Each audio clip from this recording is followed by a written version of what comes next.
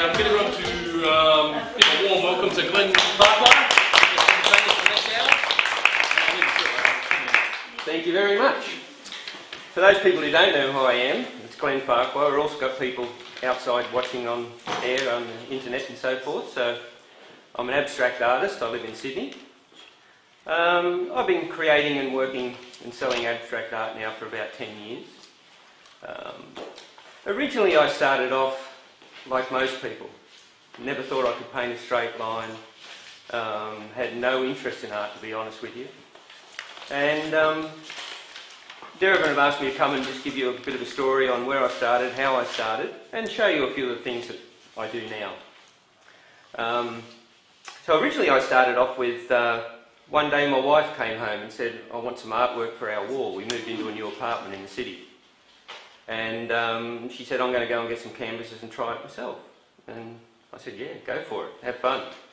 Anyhow, she brought the canvases home and sat them on a trestle table like this on our balcony and starts painting the painting using some paints she picked up as well, just all from the $2 shop. And I just watched her do it and I thought that looked like fun. And when she did it, it wasn't a bad job. And so I said, let's have another go. So she got some more canvases and I had another go. And next thing you know, I'm creating art. And I just enjoyed it that much. And I just probably got a little bit caught up with it. And so I started going to galleries and just having a little look and seeing what was out there and looking for different ideas. And I just keep bringing another canvas home and some paints and paint another artwork. And then I started to have people say, geez, they're good. You should go and sell them. And I'm sure there's a lot of people here who have had the same thing happen to them and the same type of stories. And so I started going to a few home furniture shops and saying, can you sell this artwork? And yeah, we'll sell it for you. And sure enough, they sold it. And I thought, wow, that's pretty good. So I'll shoot off out, looking at galleries, trying to get different ideas and trying to work out how to create different styles of artwork.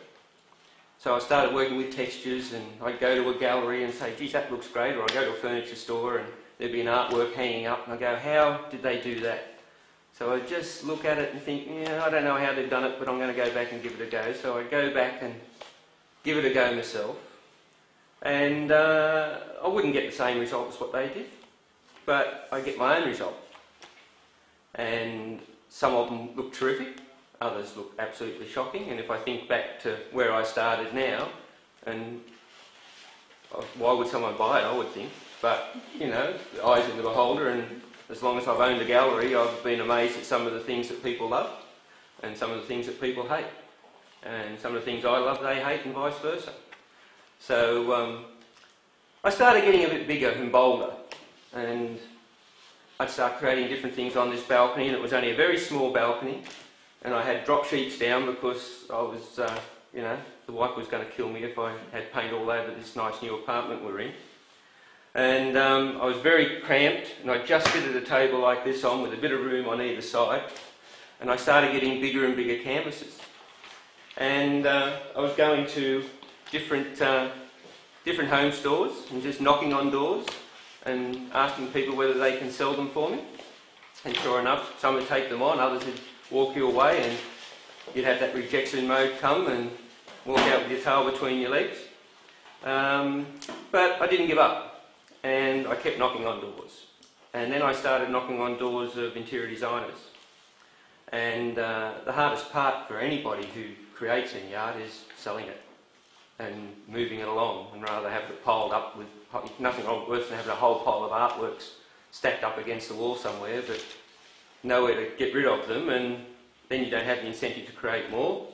So I think it's every artist, the hardest part of all is trying to sell their artwork. But I got to where I was, you know, talking to different interior designers and showing my small little portfolio I'd have of pictures, of photographs, and slowly but surely different interior designers took them on. So I was walking around one day just up the road from where I lived at Pyrmont, and I saw this little empty space. And I come home to my wife and said, I'm going to open a gallery. And with no experience, and no real idea what I'm doing. And we took a lease on this little place in Piedmont and opened a gallery and stuck some art up on the walls and said, well, now people have got to come and buy it. And found out that people don't flood in necessarily. And, you know, as I say, when I look back and see the works that I had there when I began, you know, I can understand why they didn't buy some of them. But I gave it a go and we pushed on and pushed on. And once I opened the gallery, that's when I did go and knock on a lot more doors, all the interior designers especially. And what I found by going to interior designers was they would come to me then and say, can you create me something like this? So they brought the ideas to me. And that was the best thing. And I just really loved when people would bring ideas to me because they give me a challenge. And I'd have artworks that my wife would be manning the gallery and I'd come in the afternoon, she said the interior designer's just been in and this is what they want you to create. And they want it this big. And I'd say, well, I've never done that before, I don't, you know. And she said, well, I've told them you're going to do it. And you've got to price it up and give them a price. So, that's how I just learnt, basically, was a bit of forced learning. And, you know, when someone gives you a project to do, they're basically telling you the techniques, the styles and so forth. All you've got to do is work out how to do it. And sometimes that's the best way of learning that I've found. Works for me, doesn't work for everybody. Yeah, I did these major projects, and this one particular one that my wife asked me to do from this interior designer, it was 2 large artworks going into a $4.5 million home on the harbour down at Breakfast Point. And it was in a Santa Fe style home, and this artwork had the Santa Fe style artworks with the skulls of cows and cowboy boots and all sorts of things, which I'd never painted in my life. And I'd never done a still life artwork. All I'd done was just mainly abstract type things. But I sat back and worked out how to do this thing, and I was amazed what I did, and it came out something really good. And I was put in a position where I had to sink or swim and make it work, and fortunately I was able to make it work. And with something like that, it just gave me so much confidence. I thought, well, if I can do that, I can do a lot of other things. So the gallery in Piedmont, we sold a lot of art from there, but it wasn't going where we wanted it to. So we closed that gallery and we opened one in Paddington, in Glenmore Road, thinking that we're in the art scene and this is where all the people will be. And that didn't turn out to be any good for us at all. We found that it was a lot of people would go on the art trails just looking at art and doing things and asking for ideas.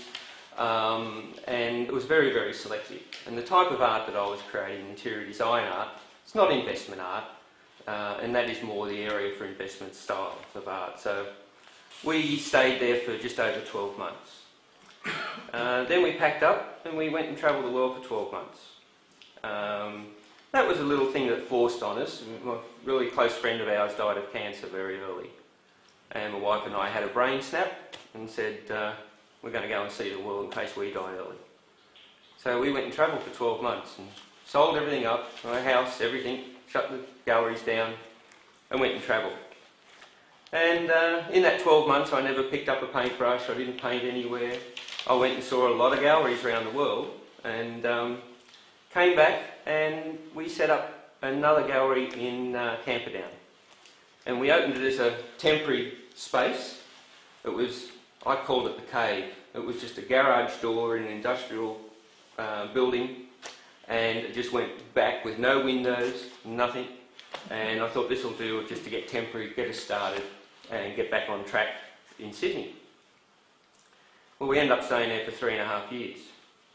And from there, that's where we, it's amazing how much art I sold from this little garage door.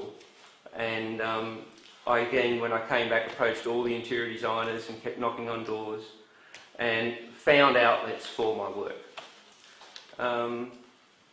In saying found outlets for my work, it's easy to say that that's what you've got to do, but you've got to have work that they want as well.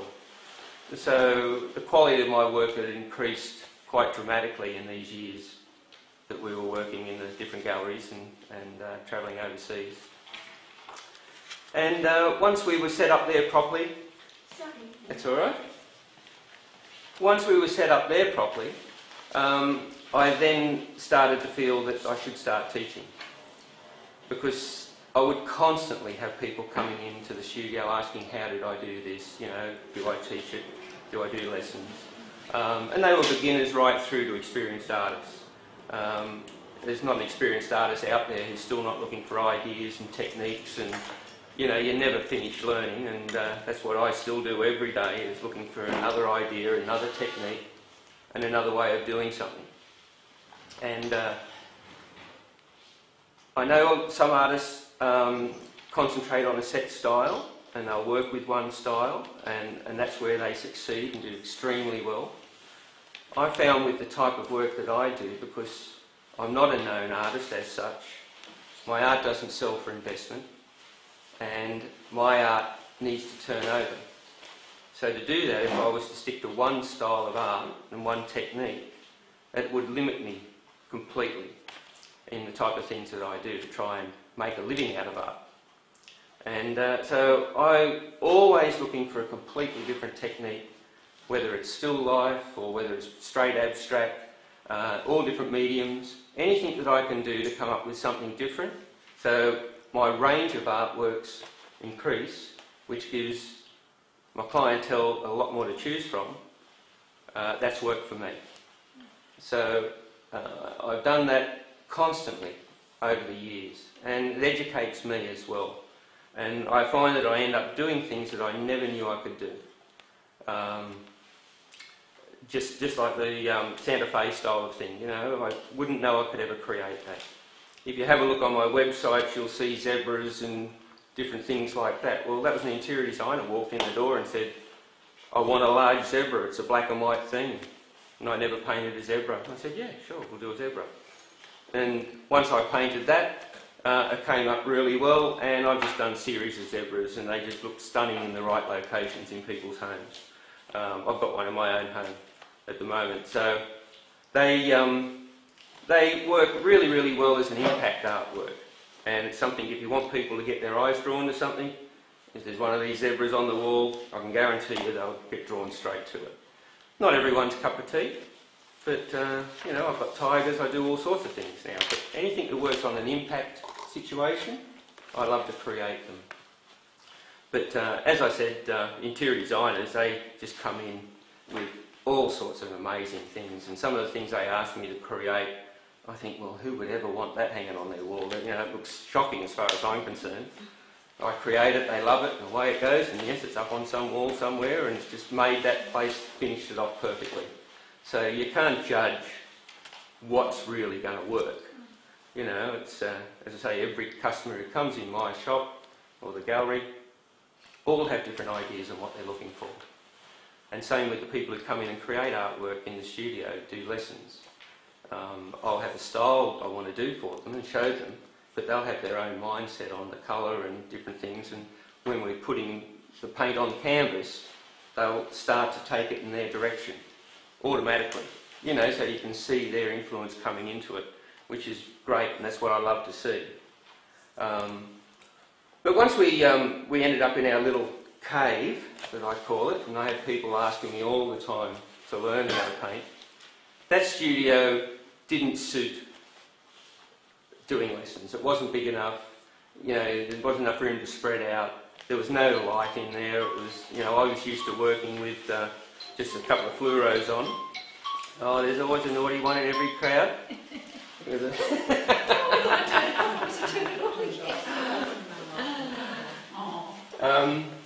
Excuse me. But yeah, the studio just didn't suit teaching art. And so I had to try and work out a way that I could teach it without going to the next level of getting a larger studio and all that type of thing. So that's when I came up with the idea of putting the lessons on DVD. And when I first did that, I was aiming not at the artists. Because I dealt with interior designers, who was obviously a lot into the home decorating and home furnishings and so forth. My initial intention for the DVDs was aiming at the home renovator and the people who were renovating their homes and decorating their own home. So they wanted to paint something to suit their home. And that's where I aimed it. And that's why the original series was called Step by Step Interior Design Art. And we had it out for probably series 1 and 2 we created straight away, and that was with 6 different lessons. And we had that out in, on our website and in a few stores around. And what I found was it wasn't the home renovators and home decorators who were taking it up, it was the artists, the people who wanted to learn how to paint art. And we had it out for just on 2 years, and it was so successful over the internet, we sell them right around the world, they go everywhere. I don't think there's a continent, well there isn't a continent they're not on, and some of the very obscure countries, you know, like Venezuela and Chile and Saudi Arabia, they're in all the different countries everywhere, Mexico, not just the English-speaking countries. America's our largest market, so many in America. So they were so successful, then we decided we'll create some more. So we created another 4 series, and we've named those Step by Step Abstract Art, aimed at the artist. And they've been taken up so well. The people who bought series 1 and 2 would come back and just buy series 3, 4, 5, 6. We also sell downloads on the internet, so you can buy the individual lesson as a download. So anywhere in the world they can buy those, they don't have to worry about postage. And usually when they buy one, they come back and buy another. Because what I've tried to do with them is I've tried to make them as simple as possible. And the abstract art that we do teach in those, none of it is really hard. All forms of art, you've got your simple techniques and you've got very complex techniques, and that goes for abstract as well. And you can have some very, very complex techniques in abstract, and we haven't reached those on the DVDs yet, which we will be doing. But I've concentrated on lessons that anybody in here in this audience could grab one of those lessons, and I can guarantee you'll get a result. Because I've taken the secrets away from it, I've taken the stigma of you really need to have experience before you can create something like this. And in doing that, people have grasped onto them and find that they really work for them. And that's the aim that I've always tried to do, is not make them complicated and let people who, especially if someone is coming into the art world and wants to give it a go, like I did when I first started. If I had something like this when I first started, I would have catapulted a lot quicker than what I did. But I'm glad I didn't, because I learnt the hard way, and I've developed all these different techniques and been able to put them down so people can see them. But what I did find with talking to art stores and different places around, that a lot of people who might say, I want to start and learn art, they'll go and buy a canvas, buy some paints, go home, sit it on a table or on an easel, and then say, what do I do now? And they'll push paint around and do things and find it really doesn't work, and they basically give up and say, art's not for me. I knew I couldn't paint a straight line, so why did I try? So what I've done is tried to make it so those people who are trying to get into art actually can get a result. So they do something and look back and say, geez, I just did that. And I get emails almost every day from all over the world now with photos and images saying, look what I just painted. I've never painted before. I saw your DVD, I bought it, and I painted it, an artwork, my first artwork. And they've painted it as well as what I've shown them on the DVD. And, you know, this is why people come back and get another and another. They just realise that, hey, it's not that hard. It doesn't have to be hard. But I didn't know where to start, and I didn't know where to finish. And that's what I try and show people right the way through. And also, feel free, anyone wants to ask questions, anytime, butt in, I don't mind. Yeah, so when are you going to show us the DVD? When am I going to show you a DVD? Yeah, you've got to switch up the laugh. No, I'm not going to put a DVD on. I'm going to show you one of the lessons. I'll paint an artwork here. Alright? Have you ever done paintings for banks or been in touch with architects and so forth? I've done a lot of work for corporates. I incorporate logos and company logos in artworks in an abstract form. Just decoration. Yeah. No, I've done a lot of corporate work as well for all different types of companies. Channel 9's got big paintings in their boardrooms of mine, which have their logos incorporated in them for Channel 9 and the Go channel, and things like that. So those type of things usually come via interior designers a lot of the time, because they'll get a contract that they've got to do a particular job for a corporate company or something like that, fitting out offices or anything like that, and we'll do them. Yes. Did you ever, along the way then, have any art lessons or read how-to books, or have you just developed this all by your playing and looking? I have never had an art lesson, and I've never read an art book. Oh, well. And I've never bought someone else's DVDs. You're very, very entrepreneurial, aren't you? Yeah, look, everything I have done, I've done myself. The only, if you want to call it, help that I've had is actually going and looking at other people's work. And, you might go to the Archibalds or I'll go anywhere like that, and I'll just look at the technique. Not necessarily the actual artwork, but I'll look at that technique and go, how did they do that? Go back and I'll try and experiment.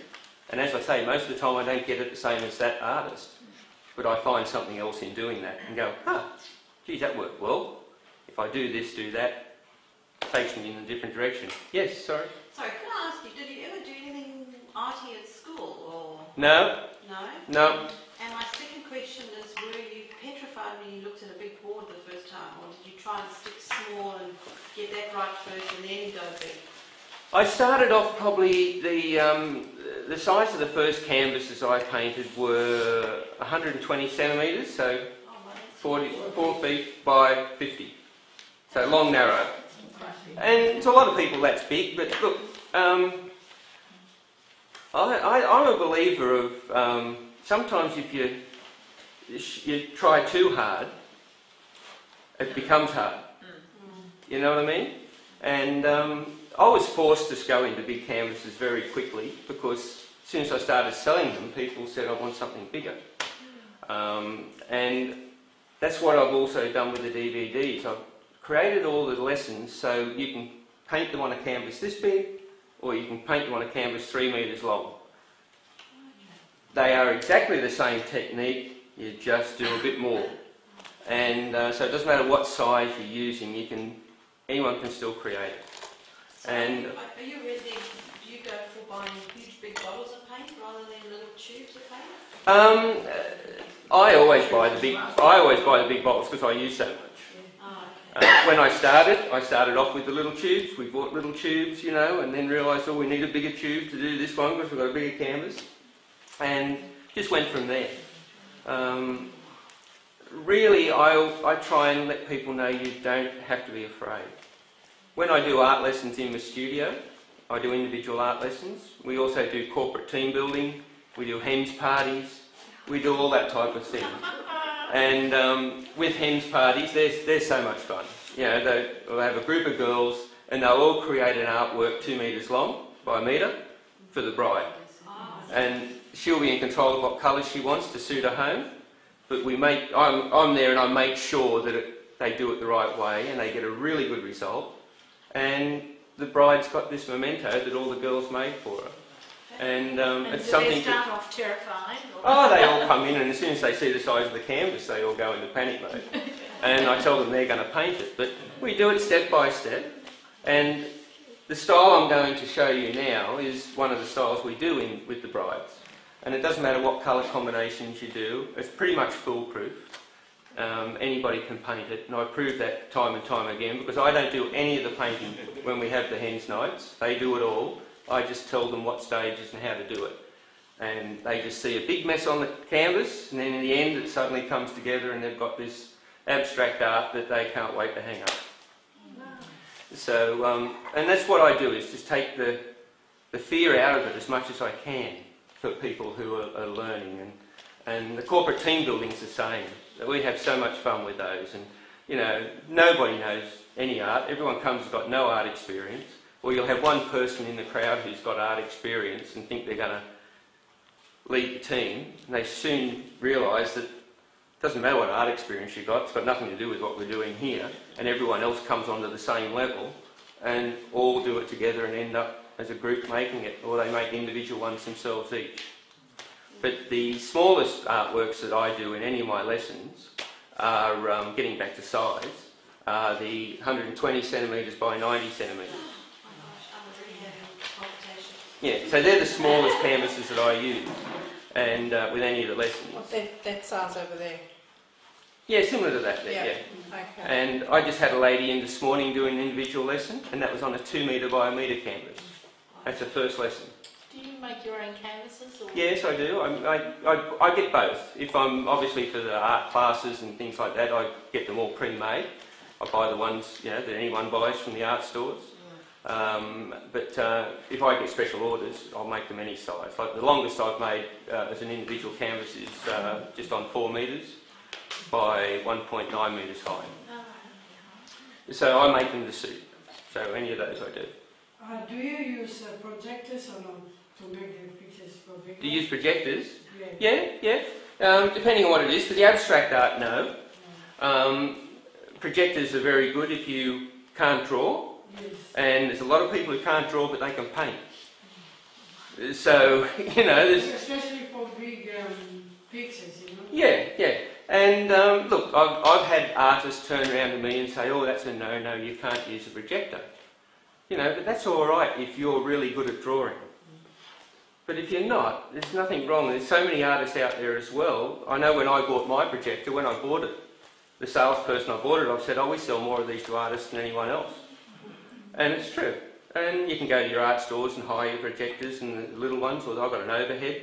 Yeah, because in high school, my daughters, I went to high school and did apprentice, and they used the projectors, you know, they put 3 pieces like this, Yep. and then they use the projector to Yep. paint.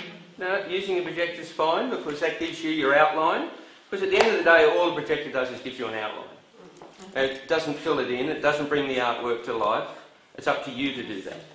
So that's where your skills come in. But no, I use a projector if I'm doing corporate work, and it might have a logo running right across it. So you've got to have the logo exactly as per the company's logo. So projector puts it on, you trace around that, and you've got their logo perfect for them. So it's very important for those. So, you know, I do all sorts of artwork, not just for home. So when you're doing for those types of people, you have to be, their logo is more important than the artwork around it as far as they're concerned. So yeah, no problem with projectors.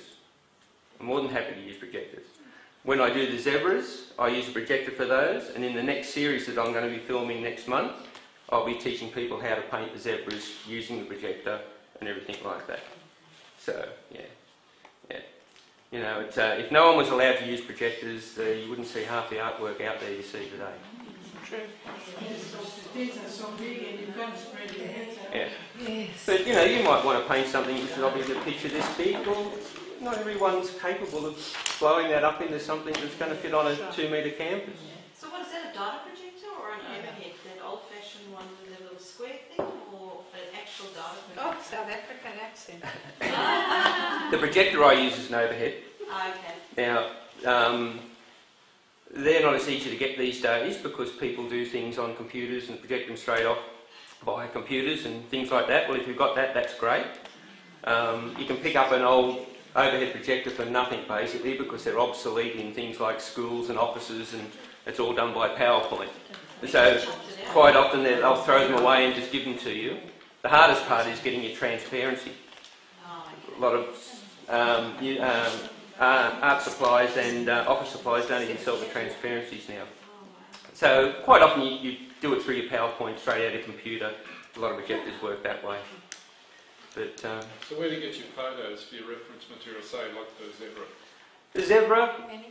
off the internet, nice photo of a zebra. I've got quite a few photos from when I travelled through Africa. But yeah, you can go to the zoo and take your own.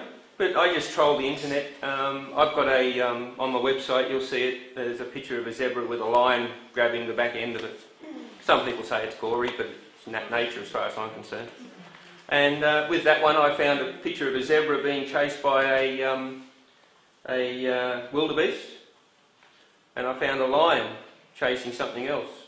So is that Not zebra not being chased by the wildebeest, sorry, the wildebeest being chased by a lion. Yeah. And I got the zebra on put there, and I put the lion onto the back of that, and you know. So is that somebody's photo, or is there copyright on that? Or? No. There's a lot of photos on the internet. If they're copyright, they'll have things across them to stop you from taking them. But it's public material once it's on the internet. Everything that's on my website is public material. People can take it off and on. And, you know, if you don't want anyone to take it, don't stick it on the So you're website. going to paint? Yeah, Hmm? you're going to paint. We'd like to see you paint. You're worried about the traffic. All right. You're worried about the traffic? On the way home, yes. All right. We'll do a quick artwork. That's quite warm, that one. Yeah, I'm just using an old one. Save using a good one. Now this artwork that I'm doing here, this is on series 1 of the DVDs. It's called Blizzard, and it's really just showing you how an easy way of just blending paints together. So you always do it flat, do you? Majority of my work's flat, large amount of it. Things like zebras and that type of thing that are on an easel, if it's brushwork. But a lot of the work I do is using wet-on-wet paint.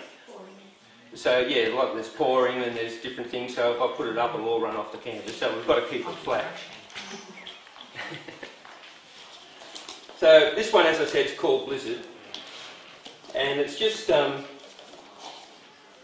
all wet on wet, but just showing you how just by putting the paints down in a certain order you'll get a result which can work very well for an interior design style artwork. Everything, as I say, is in the eyes of the beholder. It's like colouring design. Yeah. But this technique that I'm going to do now, you can do in any colours you like, and in any size.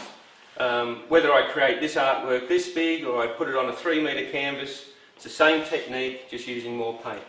So it's not hard to do it in any size. You can do it in a little 3-piece. I could have 3 50 centimetres by 50 centimetres, put them all together, paint the artwork in one go, separate them, and you've got yourself a nice 3-piece. And easy to move around. And easy to move around, yeah. But what I always tell people, don't be scared to do a large artwork. Even with this one, when this is finished, if I'm not happy with it, you don't have to waste all your paint. I can just scrape the paint straight off, put it back in a container. Sure, you'll have colours mixed together, but you'll just have a different colour paint which you can use again. You know, so some people might say, I don't like that, and think that's it, I've ruined it. Or even if after it's dry and you don't like it, you can start again. You just paint over it with white and start again. You just go over the top of the canvas. Do you use any textures? Yeah, I use... Apart from texture medium, I mean, like objects. Look, I usually mainly use texture medium because I can create that to whatever shapes and things I want. But I've put different things in artworks. I've used bits of paper done in hole punches, you know, things like that, sprinkle those through paint and give a bit of a different look. You know, you grab anything you like if you want to get a certain little look. Yeah. But what we're going to do, I'm just using the Derivan artist brand here. I'm not using your Matisse, the more expensive ones. This is, you know, a bit cheaper paint. But it's a really good paint and consistency for what I want to use it for. And a lot of the paints that I use I mix with water, so there's no point going to the high end and then watering them down.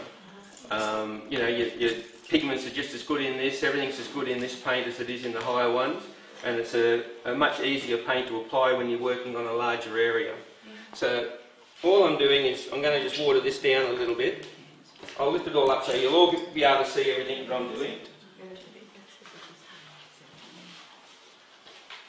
I'm just going to water it down. And the reason I'm watering it down, I just want it to be able to spread a lot easier. And it's a consistency that I want to use to make the other paints work with it. And this paint as well, when you are going to water it down, it's easier to mix in rather than your more structured paint.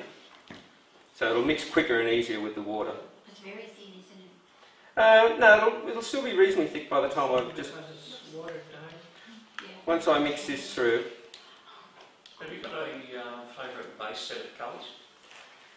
Probably my favourite base is white, for most things that I do. And I usually tone up from that. Do you test with your board first or not? No. On certain things, if I've got something, I might have an old artwork on there I want to cover over, I might gesso it then.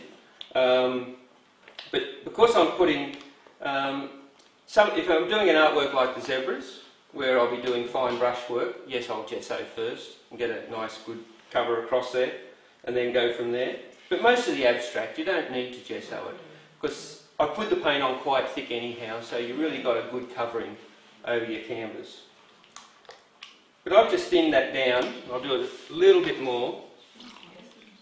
I want it to be more like as if I'm... yeah. Cream. Alright. Cream. Yeah, that's the consistency I've got it down to. Okay? Beautiful, that looks fun. And there you go. The finished artwork. You're going to get away with it that easily. There'll be somewhere in a gallery somewhere who get away with that, I can assure you.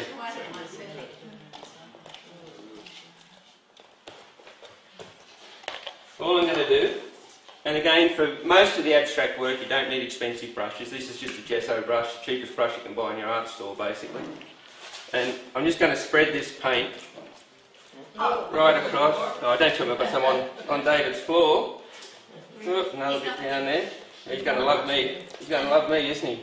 I forgot to tell you, I'm a fairly messy painter as well. So we should have worn boots. Yeah, the front row could be in trouble. I did a display at the Easter show for Durban, and people just come and gather around. The kids especially, they want to be right there, you know. And I had a couple of kids who were right on the front row. And I just said to the kids, come on, move back, you'll get splashed. And one lady who was standing there, she just did a beeline and ran right to the back of the crowd. Talk about panic. She must have had her best clothes on or something. She was gone in 2 seconds flat. It was really funny. So all I'm going to do is cover this and spread it right out. I'm sure I just poured it on because it's easier than dipping a brush in all the time. You just get it on the canvas and spread it out. Now you're not worried about being smooth. Not at this stage, no. I'm just getting some spread right across the canvas so the whole canvas is covered. Okay. And we're not worried about it being perfect at this stage. What about the sides? Yeah, we'll do the sides. Okay. At a later stage. We'll get there. I'll just pick that big blob of white up so I don't tread it all over David's floor. It is a studio after all. You can imagine what my studio looks like on the floor. Yeah, exactly. So what did your wife say, only with enthusiasm, when you said, honey, I'm going to open up an art studio? When I said I'm going to open an art studio, she was a bit puzzled. She was probably as naive as what I was at the time too. We were both naive. Is she an artist now too? She does do some art, yeah. She doesn't do as much as what I do, but she certainly does paint, yep. And she's got some really nice artworks that she paints. It's been sold around the world and gone all over the place. So she has her own style. What I'm doing now, I'm just going to even it out. And this is just the easiest way. I'm doing it very lightly. I'm not pushing hard on the brush. That'll ruin it. Will it? Yeah. It'll ruin it. But no, when we opened the gallery, it was a bit of a leap of faith, I've got to say. We went into the deep end and found out all the pitfalls very quickly. But we balanced it out. What work were you doing before that? I'm a plumber by trade. Oh, wow. But I wasn't doing plumbing when I got into the art. I was out of the plumbing. I had a lot of trouble in the back and I couldn't keep doing that. And now I'm just going to go the other way. And by the time I go both ways, we've got a fairly even coat of paint. And as you can see, I'm using no pressure on that brush. I'm just letting the brush run across it. But really what this artwork does, you're just blending paints, and it just shows you how the paints will just blend together. And we use different thicknesses of paint as we go, and they'll all give us a different... Gee, that was a big splash, wasn't it?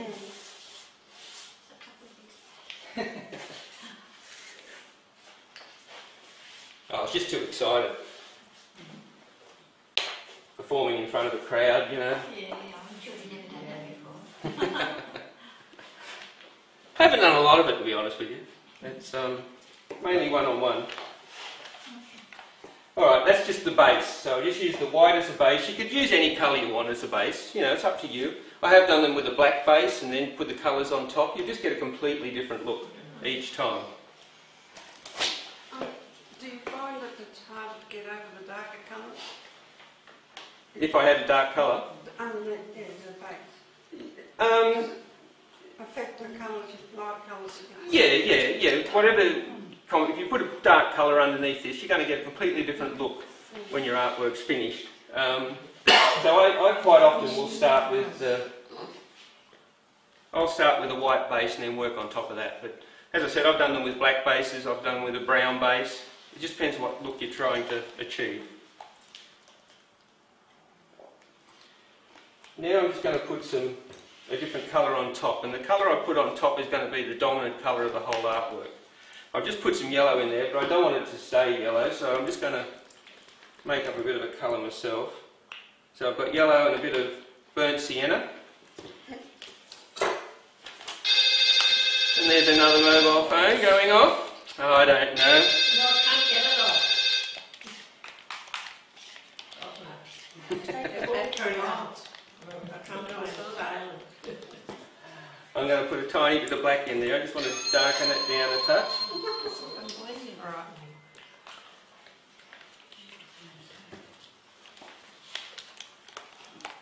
Now I'm just mixing up my own colour, so anyone can mix up whatever colours they want. But I'm putting so I've put some yellow, some burnt sienna and a bit of black. But I haven't mixed it, I haven't mixed it completely together so it's completely solid. I've just left it that little bit unmixed. Wouldn't matter if I mixed it solid all the way through. I'll put a tiny bit of water in there. I just want this a little bit thin so it'll spread. Now what I'm going to do, there's that same person again. Yeah, no, I can't get it off. I can't get the phone. Take the battery out. Have you got a cylinder? Put it out. Are we ready to continue? Yeah. Sakes. Alright. All I'm going to do with this paint, we're going to just put it on in different, all the way across the canvas. And I'm putting this on really thick. I'm not taking it off the brush.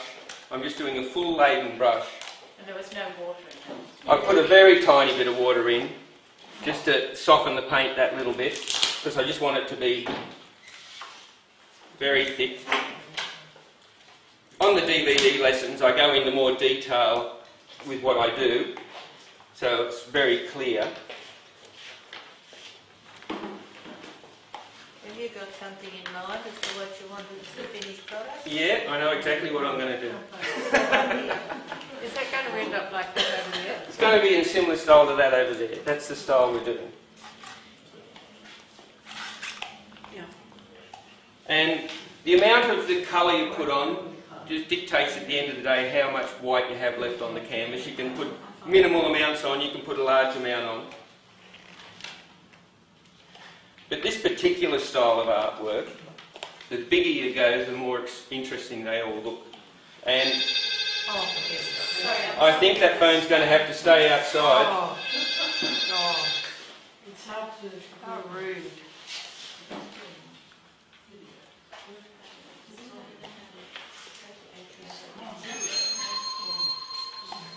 But as you can see, Put it in the car.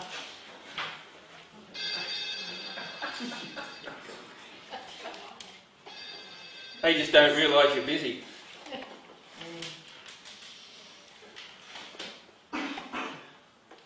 And it's all random, completely random. And the white goes into it, mixes in, doesn't it? Yes, your white's going to mix into this eventually. But what you'll see here, I've mixed some yellow, and I mixed the burnt umber, and I mixed a little bit of black. But as I said to you, I didn't mix them totally together, so I just really loosely mixed them up, and that's going to come into play a little bit further down the track. Now I want a little bit of the burnt umber.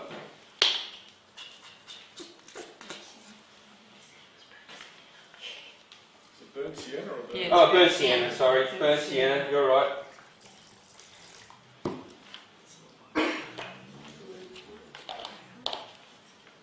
I don't even bother washing brushes or anything, I just squeeze a bit out. But what I want this one to be, I want it to be really, really weak, like water. And when I say like water, I really mean like water. Okay? And that's perfect. So I do this. All I'm going to do is sprinkle this across the canvas. And I'll tell you why I'm using these different consistencies in a minute. Some of you will already know. But what it does is it makes the paints work against each other. And it all helps in the finished artwork.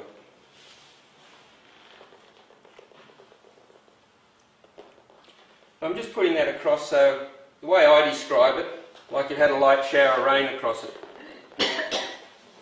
It's up to you how much you put in. The more you put in, the more it'll show through the artwork.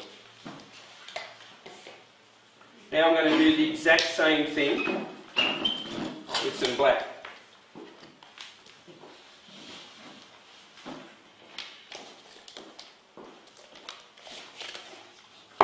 I'm going to water this one right down as well, using the same brush. Because your black will always overpower the brown.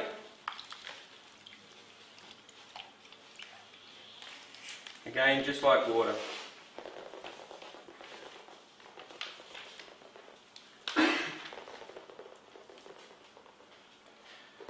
And I don't know whether the camera will show it up above there, I don't think it will. But when the weaker paint hits the white paint, and I'll show you, it seems to just disappear into the white and it goes like grey and so forth. That's just because it's so weak it just drops straight down into the paint. And sometimes it'll almost disappear, but we'll bring that to life again a little bit later in what we do. But just a technique like this is a great technique for someone who's never painted before to get something, a result of something that actually looks like you've really tried hard and you know, might have been painting for a little while. It's not the type of thing people can expect normally to have a result of just in one lesson. And as I say, on the DVDs I show you in detail and tell you all about the paints and different things in there, but it takes a bit longer to do than what we're doing here. But realistically, like at the Easter show, I was creating one of these every 10 minutes. So, you know, and people would just stand around and watch it just suddenly come together.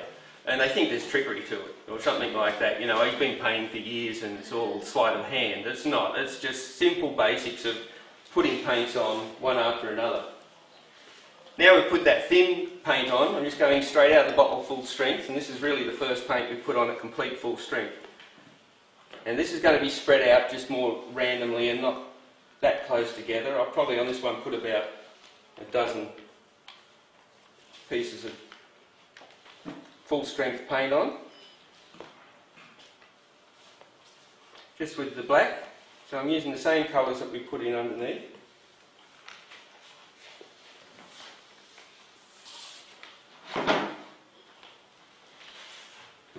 Then I'm using the brown again that we used before, again in full strength.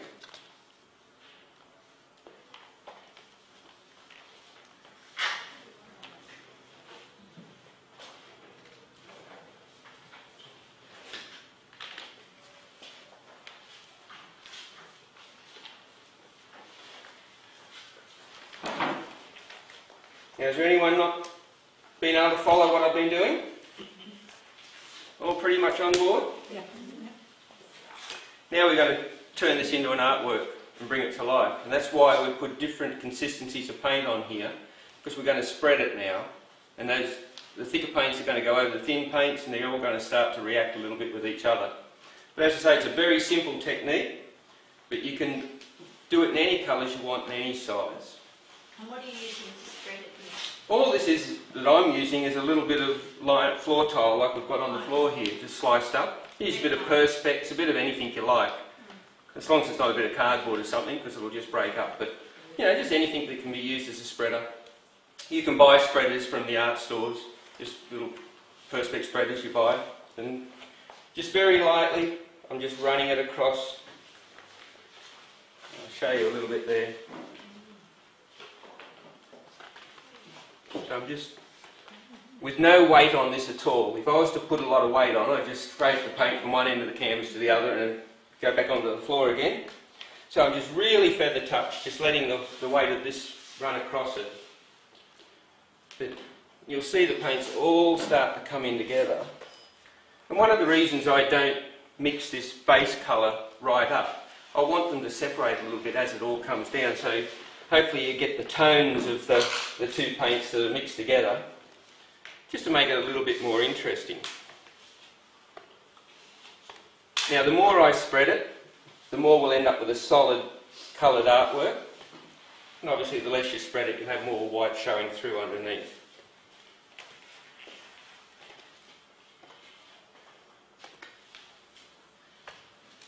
Once I've gone one way, I'll just run some across the other way.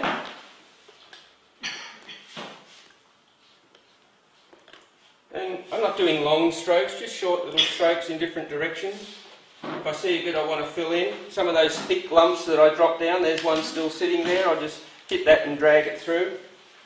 And they just all blend in differently because of the different consistencies of paint. And as it comes together, you see it all. You'll be able to have a look at this close up when it's finished, and you'll see where the different thicknesses of paint react with each other and just create their own little patterns. And this is just using all your just acrylic straight out of the tube.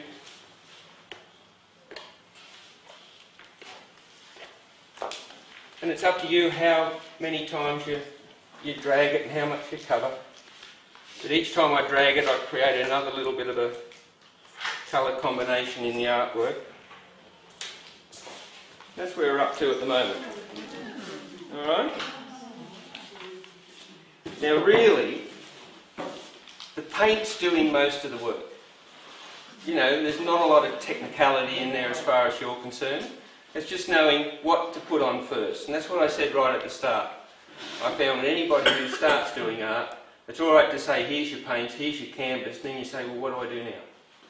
And that's what I try and do, is just show you, right, if you do this, you do that next and next and next, you'll get this result. That's with this technique. It goes for all the different techniques that we teach. We've got 13 different techniques there, and we're about to have 20. So each one is completely different to the other. So you can get a different style. And what we find with, I get pictures all the time being sent to me where people do some of this and some of one of the other techniques and combine them onto the one artwork and have some really interesting style of artwork which I'd never thought of. But they come and I said, geez, that's great, I wish I'd thought of doing that, but I hadn't. So everyone does something different. Now if we want to make this stand out a bit more and give it a bit more punch, I'll get some straight black and I'm going to mix this one with a little bit of water as well, but I want it to stay a bit thicker. I'm just going to use the black water that I've got here, save me getting some other water and save using any more paint.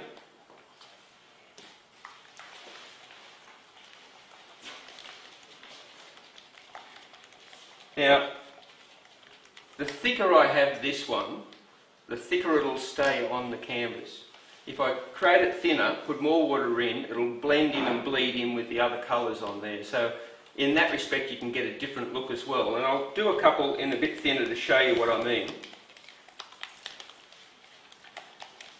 But by using some black,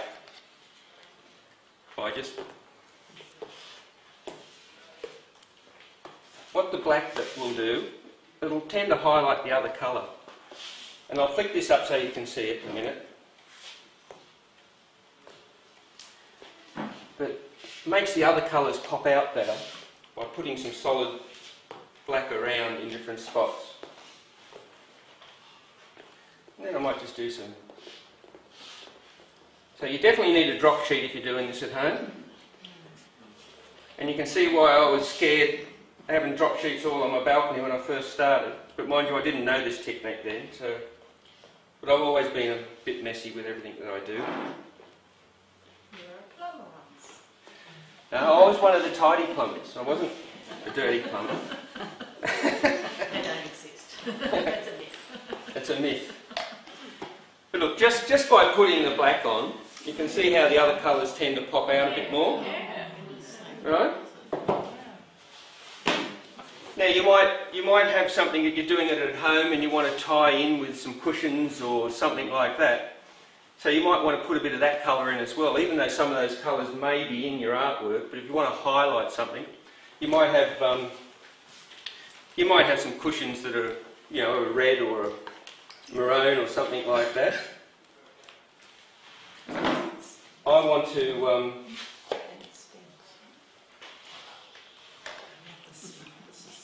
It's going to dry matte, isn't it? Sorry?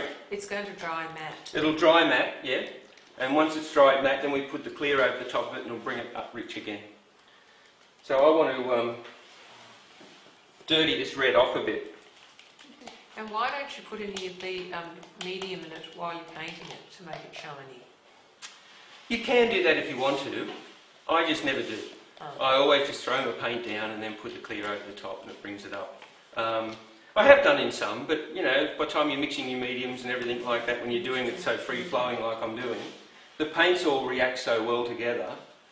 I'd much rather use the paints and let the paints do the work, the way I know they'll work, and then if I want to put a clear on top, I can. Some people like it to stay matte too. I have a lot of people who love the matte look, so it gives you the option of both.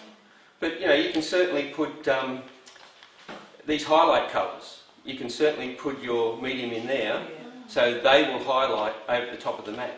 So there's different ways you can go about it. It comes up to your imagination, your own creativity, as to which way you want to go with that. But most of the time I just put the clear over the top and find that it just brings the colours and the richness out. But you can highlight different ones by putting your medium in. So I just want to do this, so I've just got myself a really, like a deeper maroon type colour. Instead of getting one off the shelf, I'm just mixing up myself. Just with that little touch of black in there. You might have green cushions, you might have any colour you like, but you know, just try and do something that's going to tie in with the artwork as much as possible without being over the top.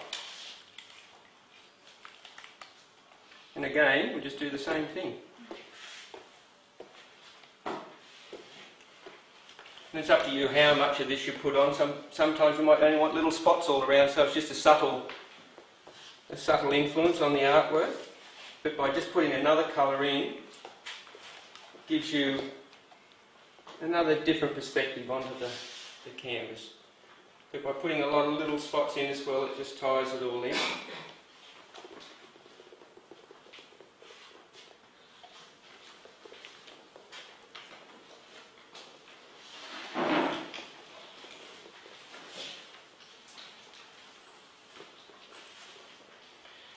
Now this red I've put in, I've mixed a little bit more water in it, so it's a little bit thinner than the black, so you'll see it react a little bit differently.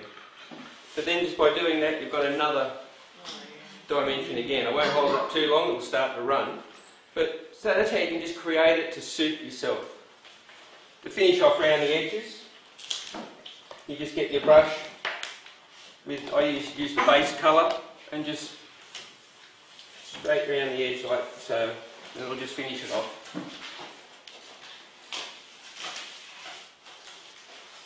And we just finish the whole artwork around like that. And that finishes it off for you. So as you can see, that's really quick and easy. It's just making the paints do all the work for you. It's just knowing when to put them on, how to put them on. But if I was doing the canvas 3 metres long, 1 metre wide, it'd make no difference. You know, you'd have the same style of art right across from start to finish. So that's why I say with a lot of these doing a large canvas is not hard. If I was to do this particular artwork on a very small little square canvas, it would look very small and not much to look at. As you increase in size, they just explode. So doing something this size shouldn't be scary. And as I was doing when I was at the show, the Easter show, I was doing about 8 or 9 of these each day. But I didn't have anywhere to put the canvases, so when I was finished, after people saw it and had a good look at it and so forth, I would just get my scraper and I would just scrape all that paint off back into a container. And I would use that again for the next artwork. Because all it would be is those colours with a bit of black and so forth. If I wanted to lighten it up, I'd just tone it up. But you know, you can put that paint away, and as long as it's in a sealed container, you can use it again anytime. So you don't have to waste it. So if you've finished it and it looks ugly and you think, oh, that didn't work out what I want, scrape it all off, put it in a container, wipe it down with a rag, dry it off if you want, and you start again just the way I did. White paint straight over the top, and then away you go, exactly the same. If you leave that to dry completely, and then you think, oh look, I don't like it, do the same thing. On the table, white paint straight down, and away you go. You know, you just have a little bit more texture underneath, which all creates interest in the art. So that's just one of what the styles that we do. And when we're finished, you can all come up and have a look, and you'll see how the thin paints have interacted with some of the other paints, and it's just what gives you that spreading ability of the paint. If I was to put all thick paint straight out of the bottle here, one, you'd use a lot more paint, and two, you wouldn't get that interaction with the paints blending in with each other so easily as what they have there. But what I'm showing people is, with all the things I do, I haven't invented the wheel. I'm not some guru who's come out of somewhere and suddenly found all these magical things. Most people who are in the art world understand how all these paints work. And they say, well, that's quite simple. All I've done is put those techniques in a lesson for people who do think that's really hard. If you've never painted before and you walked in somewhere and said, you're going to do your first artwork, if you were to finish artwork and go home with something like that, you think you've done pretty well. Well, I can guarantee that anybody who comes to my studio can do that artwork. Anyone in this room, I could get you to do that artwork to the same quality as what I've just done. Just by showing you how to do it. And sometimes if you muck them up, that's part of the fun too. We can give another dimension to it if you want to. You can put a few different little things into it, just by putting a few lines in. Just give it another perspective to the artwork if you want to just give it a little bit of interest.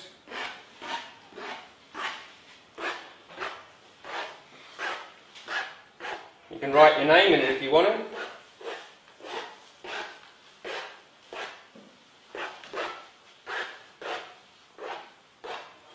Again, gives it another slightly little different extra look to it. So, you know, it's all just having fun and enjoying what you do and learning at the same time. So we've got any questions there?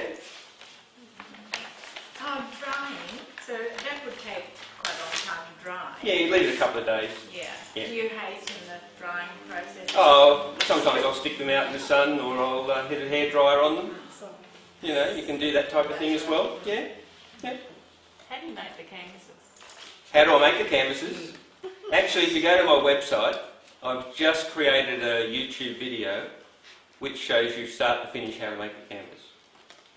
So on the website it's there, and I'm showing you how to make a canvas on there. I think it's about 1.8 metres by a metre, I think, from memory, that I made on there, but I show you start to finish. So that's a free lesson just on the website. Yeah.